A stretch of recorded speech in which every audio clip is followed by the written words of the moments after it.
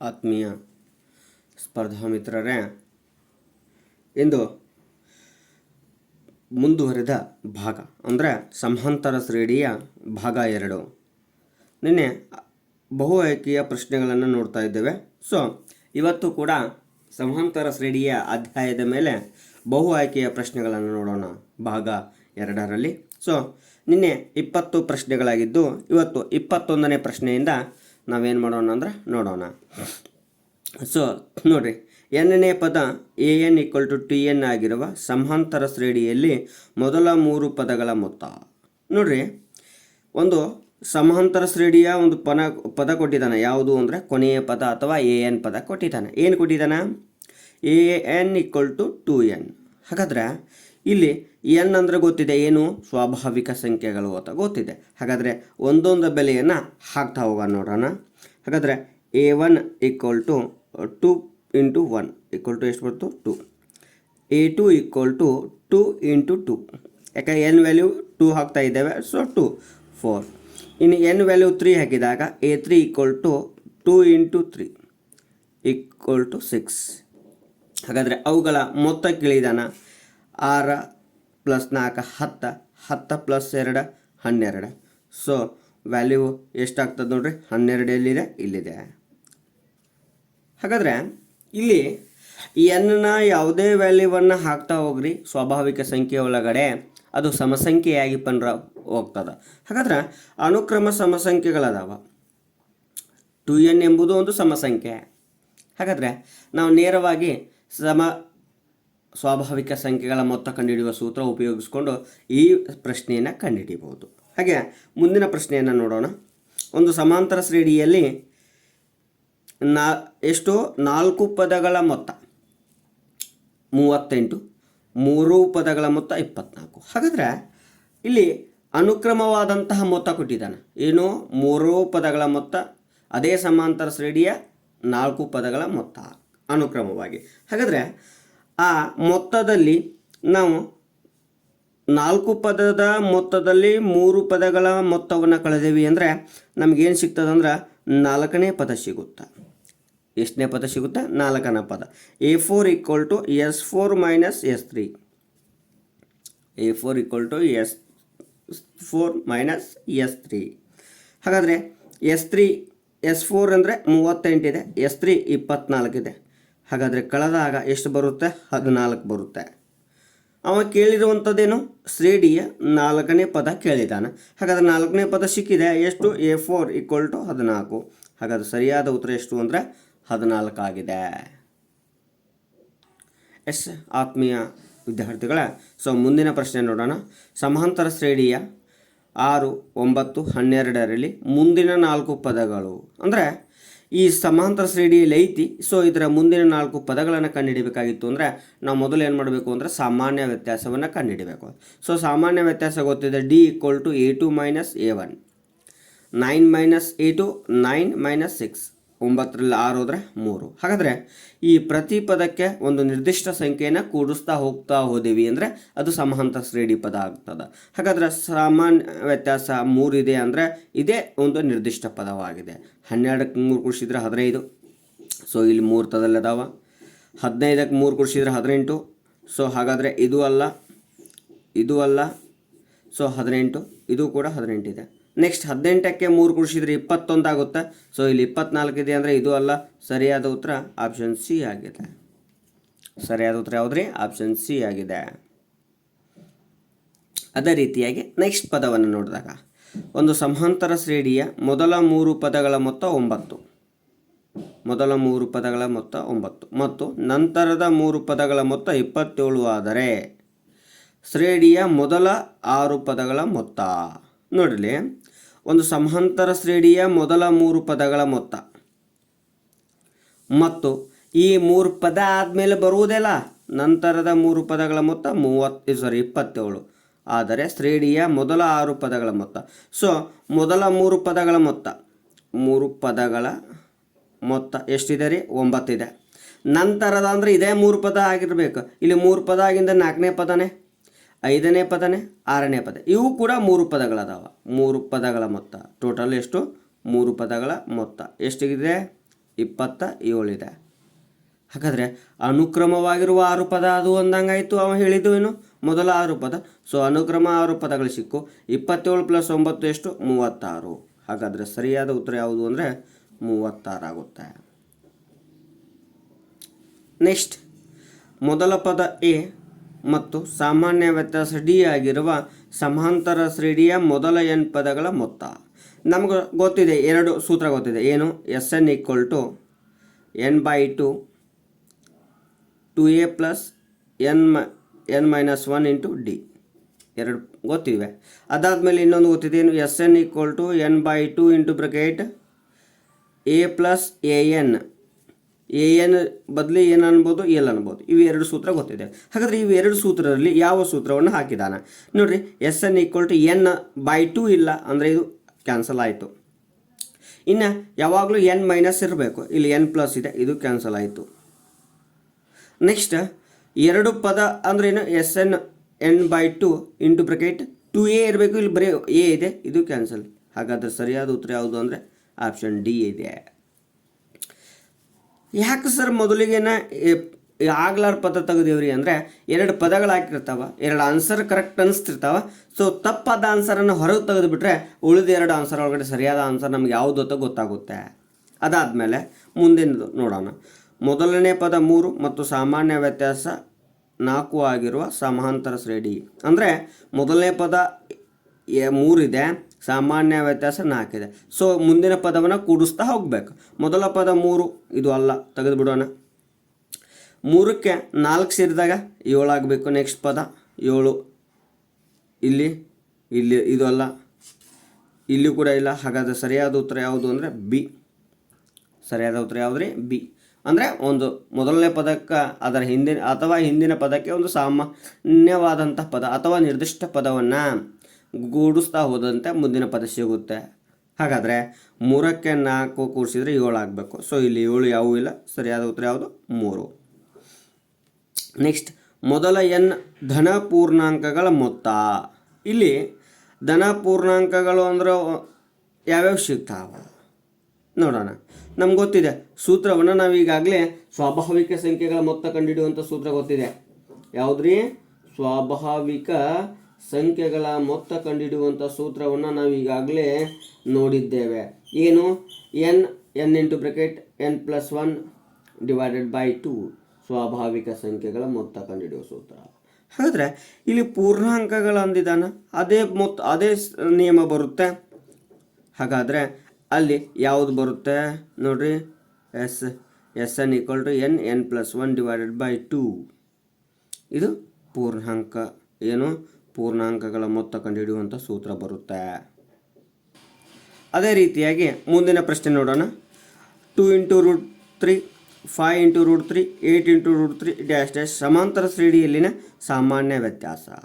ಹಾಗಾದರೆ ಇಲ್ಲಿ ಸಾಮಾನ್ಯ ವ್ಯತ್ಯಾಸ ಕೇಳಿದಾನಂದ್ರೆ ಗೊತ್ತಿದೆ. D = a2 - a1. a2 ಏನಿದೆ, 5 √3 ಇದೆ ಎರಡನೇ ಪದ. ಮೊದಲನೇ ಪದ ಏನಿದೆ, 2 √3 ಇದೆ. ಸೊ ಇಲ್ಲಿ ಕರಣೀಯ ಕ್ರಮ ಮತ್ತು ಕರಣೀಯ ಎರಡೂ ಒಂದೇ ಇದ್ದಾಗ ಅವುಗಳ ಸಂಖ್ಯಾ ಸಹಗುಣಕಗಳನ್ನು ಕಳೆಯಬೇಕು. ನೋಡ್ರಿ, ಇದನ್ನು ಕರಣೀಯ ಅಂತ ಕರಿತೇವೆ 3. ಇಲ್ಲಿ ಏನಿಲ್ಲ ಅಂದರೆ ರೂಟ್ ಒಳಗಡೆ 2 ಇರುತ್ತೆ, ಅದನ್ನು ನಾವೇನು ಕರಿತೇವೆ ಅಂದರೆ ಕರಣೀಯ ಕ್ರಮ ಅಂತ ಕರಿತೇವೆ. ಸೊ ಎರಡೂ ಒಂದೇ ರೀತಿ ಇದ್ದಾಗ ಅವುಗಳ ಸಂಖ್ಯಾ ಸಹಗುಣಕಗಳನ್ನು ಕೂಡಿಸಬಹುದು, ಕಳೆಯಬಹುದು. ಹಾಗಾದರೆ ಕಳೆದಿದೆ 5 - 2 ಸಂಖ್ಯಾ ಸಹಗುಣಕ √3 ಹಾಗೆ ಬರ್ಕೋತೀನಿ. 5ರಲ್ಲಿ 2 ಅಂದರೆ 3. ಹಾಗಾದರೆ 3 × √3 ಎಂಬುದು ಏನು, ಸಾಮಾನ್ಯ ವ್ಯತ್ಯಾಸ ಆಗಿದೆ. ಹಾಗಾದರೆ 3 × √3 ಎಲ್ಲಿದೆ, ಆಪ್ಷನ್ ಎ ಇದೆ. ಇಲ್ಲಿ ಸಾಮಾನ್ಯ ವ್ಯತ್ಯಾಸ ಆಪ್ಷನ್ ಎ ಆಗುತ್ತೆ, 3 × √3. ಇನ್ನು ಸಮಾಂತರ ಶ್ರೇಣಿಯಲ್ಲಿ 4 7 10 - 10ನೇ ಪದ ಅಂತ ಕೇಳಿದಾನ್ರಿ. ಹಾಗಾದರೆ ಸಾಮಾನ್ಯ ವ್ಯತ್ಯಾಸ ಕಂಡಿಡ್ರಿ. ಹಾಗಾದರೆ D = a2 - a1. ಎಷ್ಟಿದೆ, a2 7 ಇದೆ. 7 - 4 ಅಂದರೆ ಎಷ್ಟು ಬರುತ್ತೆ, 3 ಬರುತ್ತೆ. ಸಾಮಾನ್ಯ ವ್ಯತ್ಯಾಸ ಸಿಕ್ತು. ಇನ್ನು ಎಷ್ಟನೇ ಪದ ಕೇಳಿದಾನ್ರಿ ಅವ, 10ನೇ ಪದ ಅಂತ ಕೇಳಿದಾನ. 10ನೇ ಪದ ಅಂದರೆ ಗೊತ್ತಿದೆ, 10 = a + 9d. ಎ ಅಂದರೆ ಎಷ್ಟಿದೆ, 4 ಇದೆ, ಪ್ಲಸ್ 9. ಡಿ ಅಂದರೆ ಸಾಮಾನ್ಯ ವ್ಯತ್ಯಾಸ 3 ಬಂದಿದೆ, 3. 4 + 9 = 27. ಹಾಗಾದರೆ 27ಕ್ಕೆ 4 ಕೂಡಿಸಿದ್ರೆ ಎಷ್ಟು ಬರುತ್ತೆ? 31. ಸರಿಯಾದ ಉತ್ತರ ಆಪ್ಷನ್ ಬಿ ಆಗಿದೆ. ಸರಿಯಾದ ಉತ್ತರ ಯಾವುದಾಗಿದೆ ರೀ? ಆಪ್ಷನ್ ಬಿ ಆಗಿದೆ. ಎಸ್, ಹಾಗೆ 30ನೇ ಪ್ರಶ್ನೆಯನ್ನು ನೋಡ್ತಾ ಹೋಗ್ತಿದ್ದೆ ನೋಡ್ರಿ. ಮೊದಲ 10 ಸ್ವಾಭಾವಿಕ ಬೆಸ ಸಂಖ್ಯೆಗಳ ಮೊತ್ತ ಅಂದಿದ ನಾವು. ಹಾಗಾದರೆ ನೋಡ್ರಿ, ಬೆಸ ಸಂಖ್ಯೆಗಳ ಮೊತ್ತ ಏನು? ಸ್ವಾಭಾವಿಕ ಬೆಸ ಸಂಖ್ಯೆಗಳ ಮೊತ್ತ ಕಂಡುಹಿಡಿಯುವ ಸೂತ್ರ ಗೊತ್ತಿದೆ, ಏನು ಅಂದರೆ n². ಹಾಗಾದರೆ ಎಷ್ಟು ಬೆಸ ಸ್ವಾಭಾವಿಕ ಸಂಖ್ಯೆಗಳದಾವ? 10 ಅದಾವ. 10 ಹೋಲ್ ಸ್ಕ್ವೇರ್. 10 ಸ್ಕ್ವೇರ್ ಅಂದರೆ 10 × 10, 10 100. ಹಾಗಾದರೆ 10 ಬೆಸ ಸ್ವಾಭಾವಿಕ ಸಂಖ್ಯೆಗಳ ಮೊತ್ತ ಎಷ್ಟಾಗುತ್ತೆ? 100 ಆಗುತ್ತೆ. ಆಪ್ಷನ್ ಡಿ ಇದೆ. ಎಸ್, ನೆಕ್ಸ್ಟ್ ಪ್ರಶ್ನೆ ನೋಡೋಣ. ಒಂದು ಸಮಾಂತರ ಶ್ರೇಣಿಯಲ್ಲಿ ಎ 5 ಡಿ 3 an = 20 ಆದರೆ ಎನ್ ಬೆಲೆ. ಹಾಗಾದ್ರೆ ನಾವು ಕೊಟ್ಟಿರುವಂತಹ ಬೆಲೆಗೆ ಸೂತ್ರವನ್ನು ಬರ್ಕೋಬೇಕ್ರಿ. ಏನು ಸೂತ್ರ ಬರ್ಕೋತೀನಿ ನೋಡ್ರಿ ಇಲ್ಲಿ. an = a + n - 1 × d ಸೂತ್ರ ಬರ್ಕೊಳ್ತಾ ಇದೇನ್ರಿ. ನಾವು ಕೊಟ್ಟಂತಹದಕ್ಕೆ ಎಲ್ಲಲ್ಲಿ ಏನೇನು ಕೊಟ್ಟು ನಾವು ಬೆಲೆಯನ್ನು ಹಾಕೋನು, ಆಮೇಲೆ ಏನು ಬೆಲೆ ಸಿಗುತ್ತೆ? an ಅಂದರೆ 20. ಸೊ 20 = a ಅಂದರೆ 5 ಪ್ಲಸ್ n - 1 ಡಿ ಅಂದರೆ 3 ಇದೆ. ಡಿ ಅಂದರೆ 3 ಇದೆ ಹಾಕೇನೆ. ಸೊ ಈ 20 ಇಲ್ಲಿ ಇಟ್ಕೋತೀನಿ ರೀ. +5 ಆ ಕಡೆ ಹೋದರೆ -5 ಆಗುತ್ತೆ. 3 × n 3n -1 3 3. ಸೊ 20ರಾಗ 5 ಹೋದ್ರೆ 15. -3 ಎಡಕ್ಕೆ ಬಂದರೆ +3 ಆಗುತ್ತೆ =3n. 15 + 3 18 =3n. 18/3 n. ಇದು ಗುಣಾಕಾರದ ಕಡೆ ಬಂದರೆ ಭಾಗಾಕಾರ ಆಗುತ್ತೆ. 3 1 3 6 n = ಎಷ್ಟು? 6. ಹಾಗಾದ್ರೆ ಸರಿಯಾದ ಉತ್ತರ ಆಪ್ಷನ್ ಬಿ, n = 6. ಇನ್ನು ಸಮಾಂತರ ಶ್ರೇಣಿಯಲ್ಲಿ A10 ಎಂದರೆ ಏನು? ನೋಡ್ರಿ, ಸಮಾಂತರ ಶ್ರೇಣಿ ಒಳಗಡೆ A10 ಅಂದರೆ ಇಲ್ಲಿ 10 ಐತಿ ಅಂದರೆ ಇಲ್ಲಿ ಡಿಯ ಸಂಖ್ಯಾ ಸಹಗುಣಕ 10ಕ್ಕಿಂತ ಒಂದು ಕಡಿಮೆ ಇರಬೇಕು, ಅಂದರೆ 9. ಸೊ ಎ ಎಂಬುದು ಸಾಮಾನ್ಯ ಪದವಾಗಿರುತ್ತೆ. ಹಾಗಾದರೆ a + 10d ಅಲ್ಲ, 10ಕ್ಕಿಂತ ಕಡಿಮೆ ಇರಬೇಕು, ತಪ್ಪು. a + 11d ಅಂದರೆ ಇದು 12ನೇ ಪದ ಆಗಿರುತ್ತದೆ. ಹಾಗಾದರೆ ಇದು ತಪ್ಪು. ಹಾಗಾದರೆ a - 9d ಇದು ತಪ್ಪು. ಹಾಗಾದರೆ a + 9d ಎಂಬುದು ಸರಿಯಾಗಿರುತ್ತೆ. ಸೊ ಸಾಮಾನ್ಯ ಪದ 10ನೇದು ಅಂದರೆ ಯಾವುದು? a + 9d. Next, a x 14ಗಳು ಸಮಾಂತರ ಶ್ರೇಣಿಯಲ್ಲಿದ್ದಾಗ ಎಕ್ಸ್ನ ಬೆಲೆ ಕಂಡುಹಿಡಿಯಿರಿ.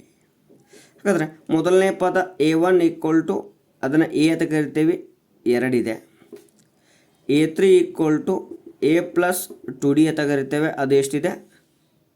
14 ಇದೆ. ಹಾಗಾದರೆ a ವ್ಯಾಲ್ಯೂ 2 ಇದೆ, ಪ್ಲಸ್ 2d = 14, 2d = 14 - 2 ಪ್ಲಸ್ 2 ಆ ಕಡೆ ಹೋಗುತ್ತೆ -2, d = 12/2. ಹೌದಲ್ಲ? 2 1 2 6. ಹಾಗಾದರೆ d = ಎಷ್ಟು? 6. a = ಎಷ್ಟು? 2. ಹಾಗಾದರೆ ಎರಡನೇ ಪದ a + d 2 + 6 = 8. ಹಾಗಾದರೆ ಸರಿಯಾದ ಉತ್ತರ ಆಪ್ಷನ್ ಡಿ, 8. ಎಸ್, ಅದೇ ರೀತಿಯಾಗಿ ಮುಂದೆ ನೋಡೋಣ. √7 √28 √63 ಡ್ಯಾಶ್ ಈ ಸಮಾಂತರ ಶ್ರೇಣಿಯ ಮುಂದಿನ ಪದ ಕಂಡುಹಿಡಿಯಿರಿ. ಹಾಗಾದ್ರೆ ಮುಂದಿನ ಪದ ಹೆಂಗೆ ಕಂಡುಹಿಡಿಬೇಕು ರೀ? ಅಂದರೆ ಮೊದಲು ಇದನ್ನು ಹೊಡಿತೀನಿ ರೀ. ಸೊ ಹೆಂಗೆ ಹೊಡಿತೀನಿ ನೋಡ್ರಿ, ಯಾವ ರೀತಿ ಹೊಡಿತೀನಿ ನೋಡ್ರಿ. √28 √28 ಹೊಡಿತೀನಿ. ಮೊದಲಾಗೆ 4 7 28, 4ರ ವರ್ಗಮೂಲ 2 × √7. ಹಾಗಾದರೆ ಇದು ಏನಂದಂಗೆ ಆಯ್ತು ರೀ? 2 × √7. ಇದು ಬರೀ √7 ಇದೆ. ಹಾಗಾದರೆ 63 ಹೊಡಿತೀನಿ ನೋಡ್ರಿ. ಏನು ಹೆಂಗೆ? 9 7 63. ಅದರದ್ದು √63 ಇರ್ತದೆ. ಸೊ 9ರ ವರ್ಗಮೂಲ × √7. ಹಾಗಾದರೆ ಇಲ್ಲಿ ಸಂಖ್ಯಾ ಸಹಗುಣಕ ಏನಿಲ್ಲ ಅಂದ್ರೆ ಎಷ್ಟಿರ್ತದೆ? 1 ಇರುತ್ತೆ. 1 ಆದಮೇಲೆ 2, 2 ಆದಮೇಲೆ 3, 3 ಆದಮೇಲೆ 4 ಬರಬೇಕು. ಹಾಗಾದರೆ 4ರ ವರ್ಗ 16, 4ರ ವರ್ಗ 16 ಇಂಟು 7 7 ಆರ್ಲೆ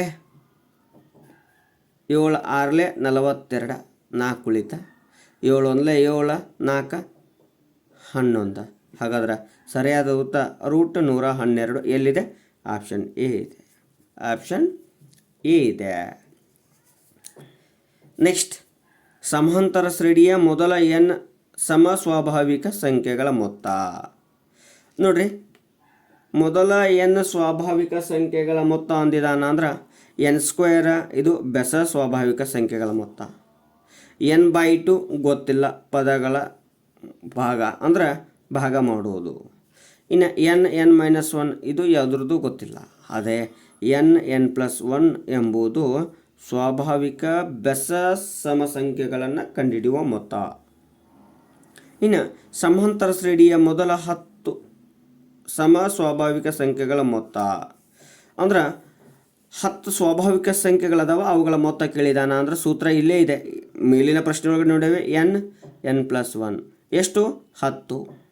10 + 1 10, 10 + 1 11, 10 11 110. ಆಪ್ಷನ್ ಡಿ ಸರಿಯಾದ ಉತ್ತರ. ಆಪ್ಷನ್ ಡಿ ಸರಿಯಾದ ಉತ್ತರ. ಅದಾದಮೇಲೆ ಸಮಾಂತರ ಶ್ರೇಣಿಯ ಮೊದಲ ಎನ್ ಬೆಸ ಸ್ವಾಭಾವಿಕ ಸಂಖ್ಯೆಗಳ ಮೊತ್ತ. ಸೊ ನಾವು ಇಲ್ಲಿ ಮೇಲಿನ ಪ್ರಶ್ನೆಯೊಳಗಡೆ ನೋಡಿದ್ದೇವೆ, ಇಲ್ಲಿಯೂ ನೋಡ್ಬೋದು. 2n ಇದು ನಾವು ನೋಡ್ಬೋದು, ಎಲ್ಲಿ ಸೈನ್ಸ್ ಒಳಗಡೆ ಬರ್ತದೆ. ಏನು 2n ಎಂಬುದು ಎಲ್ಲಿ ನೋಡ್ತೇವೆ ಅಂದ್ರೆ ಇದನ್ನು ಏನು ಇದು ಏನು ಬಾಂಡ್ಗಳನ್ನು ಮಾಡಬೇಕಾಗಿತ್ತು ಅಂದರೆ, ಅಥವಾ ಪಿ ಇದು ಯಾವುದು SPDF ಅಂತೇಳಿ ನಾವು ಏನು ಮಾಡ್ಬೋದು ಅಂದ್ರೆ, ಎಲ್ಲಿ ಎಲೆಕ್ಟ್ರಾನಿಕ್ ವಿನ್ಯಾಸವನ್ನು ಬರಿತಿರ್ತೀವಲ್ಲ, ಅಲ್ಲಿ 1ನೇ ವೃತ್ತದಲ್ಲಿ ಎಷ್ಟು ಬಾಂಡ್ಗಳಿರ್ತಾವ, ಇದು ಎಷ್ಟು ಇರ್ತಾವ ಅಂತೇಳಿ ಅಲ್ಲಿ ಹೋಗ್ತೇವೆ. 2n. n ಅಂದ್ರೆ ಸ್ವಾಭಾವಿಕ ಸಂಖ್ಯೆಗಳು ಅಥವಾ ನ್ಯಾಚುರಲ್ ನಂಬರ್ಸ್ ಹೋಗ್ತೇವೆ. n³ ಅಂದ್ರೆ ಒಂದು ಘನ ಸಂಖ್ಯೆಗಳನ್ನು ಹೋಗ್ತೇವೆ. ಹಾಗಾದರೆ n² ಅಂತ ಹೋದೇವಿ ಅಂದರೆ ಸ್ವಾಭಾವಿಕ ಬೆಸ ಸಂಖ್ಯೆಗಳ ಮೊತ್ತ ಕಂಡುಹಿಡಿಯುವಂಥ ಸೂತ್ರ ಆಗುತ್ತೆ. ಸೊ n² ಸರಿಯಾದ ಉತ್ತರ. ಇನ್ನು A, B, C ಮತ್ತು ಡಿಗಳು ಸಮಾಂತರ ಶ್ರೇಣಿಯಲ್ಲಿದ್ದರೆ C-Bಗೆ ಸಮನಾದ ಬೆಲೆ ಯಾವುದು? C-Bಗೆ ಸಮನಾದ ಬೆಲೆ ಯಾವುದು?